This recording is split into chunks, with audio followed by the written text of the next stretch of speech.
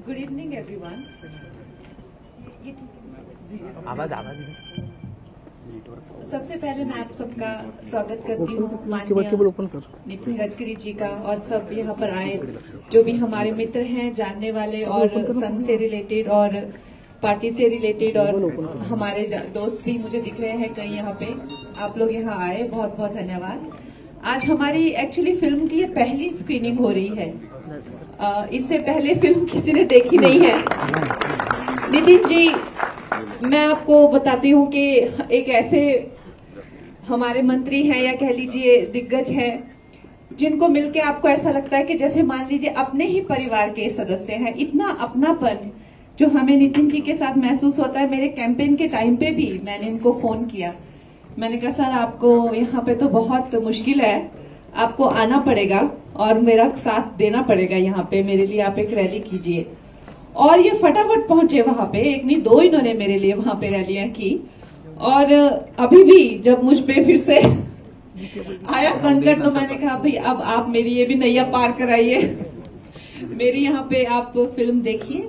और ये फिल्म जो है इमरजेंसी के दौर से गुजरती हुई एक फिल्म है, और इस पे ऑलरेडी कई बैन लग चुके हैं। इससे पहले आने को थी फिल्म पिछले सितंबर में, फिर इसमें सेंसर ने बहुत ज्यादा स्क्रूटिनी की, इसकी बहुत ज्यादा हिस्टोरियंस बिठाए, एक एक डायलॉग से, एक एक लाइन से, हर चीज की इतनी स्क्रूटिनी करी, इतने हमें प्रूफ देने पड़े, इतने डॉक्यूमेंटेशन, कहाँ से क्या चीज ली, क्यों ली, ऐसे करके हमें 6 महीनों के संघर्ष के बाद अब फाइनली जो है ये फिल्म आ रही है। तो मुझे यही आ कि सर मुझे टाइम दे, और एकदम से इन्होंने मुझे कहा चलो आपकी फिल्म देखते हैं। तो इसके लिए मैं सदा ऋणी रहूंगी सर, बहुत बहुत धन्यवाद। अवार्डी आदरणीय अनुपम खेर जी भी है। नमस्कार, धन्यवाद। आपके सवाल का सीधा जवाब बहुत अच्छा लग रहा है। नितिन जी को मिलकर हमेशा अच्छा लगता है। ये एक ऐसी पर्सनैलिटी है कि ये हमेशा इतने प्यार से, इतने आदर भाव से और इतने दिल से मिलते हैं कि कंगना जी आपने बहुत अच्छा किया कि अपनी पहली स्क्रीन इनके सामने रखी है।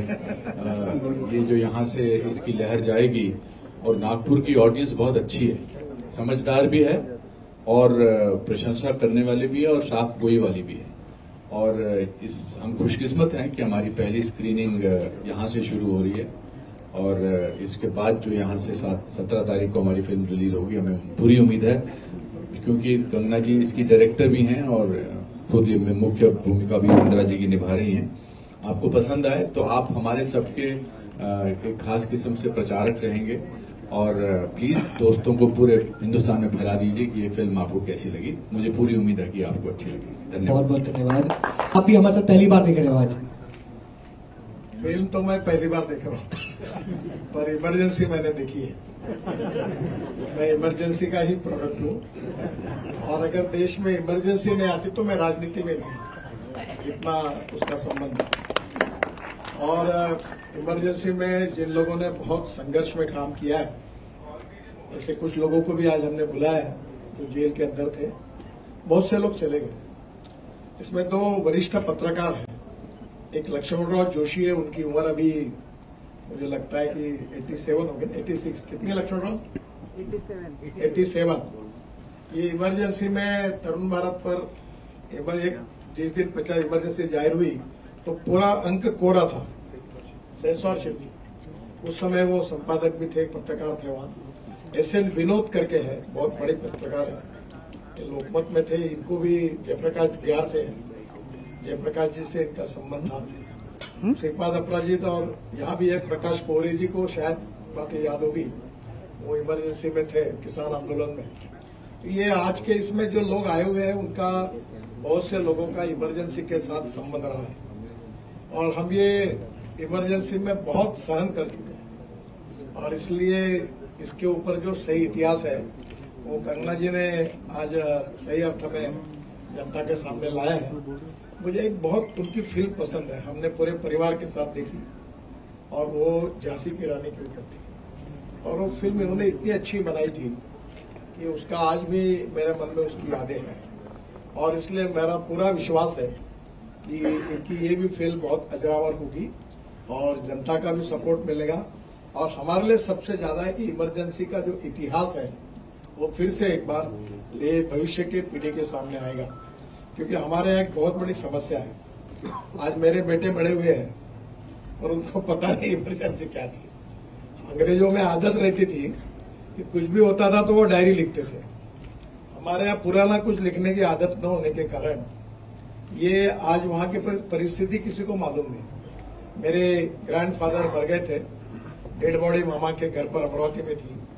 पैरोल के लिए 2-3 दिन बॉडी पड़ी रही, मैं घूमता रहा और जब बड़े मुश्किल से पैरोल लेके दरवाजे पर गया जेल के, तो जेलर ने कहा 5 बज गए हैं, सूर्यास्त हो गया, दरवाजा बंद हो गया। फिर मैं वहीं पेड़ के नीचे रात भर बैठा रहा और सुबह कब सूरज निकलता है तब देख रहा था। जब सूरज निकल गया तो फिर गया, बोले और 5 मिनट रुको। उसके बाद दरवाजा खुला, फिर आधा पौन घंटे में मेरी मामा को बाहर लाकर फिर मैं उनको पुलिस बंदोबस्त में अमरावती लेके गया और फिर उनका अंत्य संस्कार हुआ। और अंत्य संस्कार करते समय भी डेड बॉडी के साथ पुलिस चल रहे थे। तो वो एक जो वहां उस समय की बातें बहुत लोगों ने सहन किया और बहुत ही मेरे साथ मुन्ना महाजन करके मेरे साथ युवा मोर्चा का कार्यकर्ता था, सब लोगों ने उस समय मार भी खाए पुलिस के। वैसे तो हम लोग अनेक बार जेल में गए, 50 रुपए की जमानत भरने के लिए पैसे नहीं थे, इसलिए मैजिस्ट्रेट ने हमको जेल में भेज दिया। अनेक केसेस चलती थी, इमरजेंसी में काफी केसेस चली, पर वो संघर्ष करने में सामान्य व्यक्ति थे, महिलाएं थी और उन लोगों ने बेचारों ने उस समय घर परिवार छोड़कर संघर्ष किया था। तो हमारे लिए केवल ये एंटरटेनमेंट नहीं है, ये हमारी अस्मिता का सवाल है जो उसके साथ हम जुड़े हुए हैं। तो मैं ज्यादा कुछ बोलूंगा नहीं, पर कंगना जी को बहुत बहुत धन्यवाद दूंगा कि उन्होंने ये इतिहास लोगों के सामने लाया।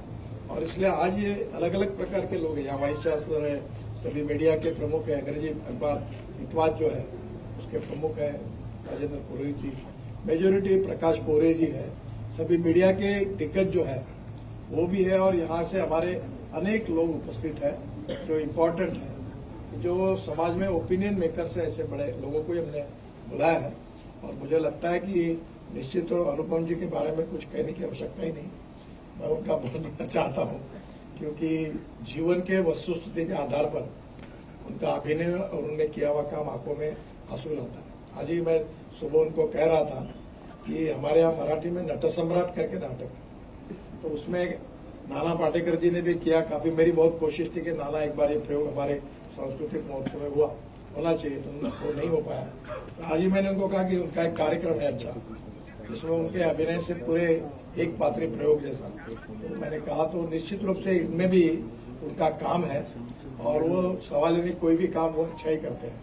तो मुझे लगता है कि हम सबके लिए ज्यादा वेट करना ठीक नहीं होगा। मैं अनुपम जी को और कंगना जी को और इन फिल्म से संबंधित सभी लोगों को बहुत बहुत धन्यवाद देता हूँ और आप सब लोग आए इसके लिए भी आप सबके आभार व्यक्त करता हूँ। Thank you very much. बहुत बहुत धन्यवाद सर, आप सबसे